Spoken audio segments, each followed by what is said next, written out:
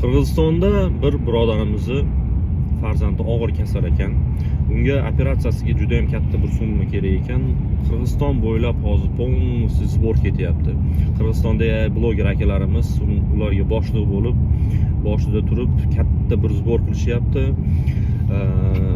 Eshitishim bo'yicha 170 million so'm ketar ekan operatsiyasini o'ziga. Bu примерно 2,5 million dollarga shu narx ekan. Shunga katta sbor ketyapti. Kechagina TikTokda prямой efir qilayotganimizda apros qoldirgan edim.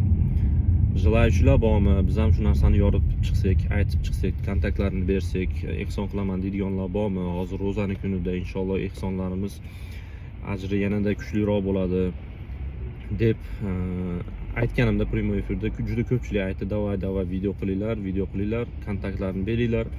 Biz ham ehsonga qo'shilaylik, hissamizni qo'shaylik deganlar juda ham ko'p bo'ldi. Bizni ko'rayotgan auditoriya aslida juda katta qismi O'zbekiston, Tojikiston, Qirg'iziston va Qozog'iston shu tomonlar ko'radi.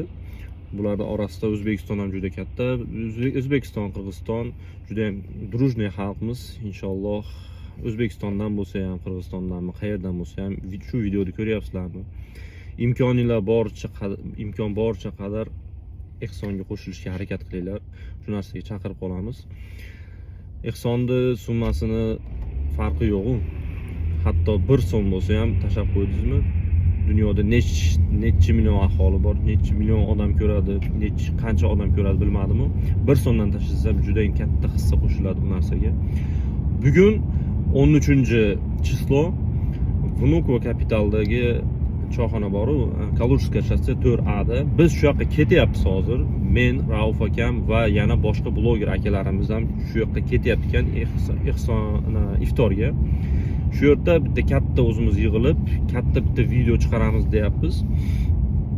Желающиlar bo'lsa Moskvadagilar iftor paytiga kelsanglar bo'ladi. Kalujskaya shosse 4A da. Biz shu yerda bo'lamiz. Men, Rauf akam boradi, undan keyin Nurg'azi aka borar ekan, Manas aka, yana boshqa blogerlar ham borar ekan bu yerda.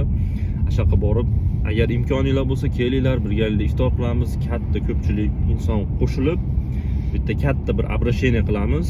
Inshaalloh yordamimiz tegib qolsa, bir yosh go'dak bolani umrini saqlashga bir qanaqadir bir hissamizni sababchisi bo'lib qolishimiz ham mumkin. Shuning uchun желающиlar bo'lsa kelinglar, borgandan keyin более подробно internetga kontaktlari bilan yana отдельно bitta video chiqaramiz. Shunda bemalol distansionda ehsonlarni jo'natib qo'yishlar mumkin bo'ladi.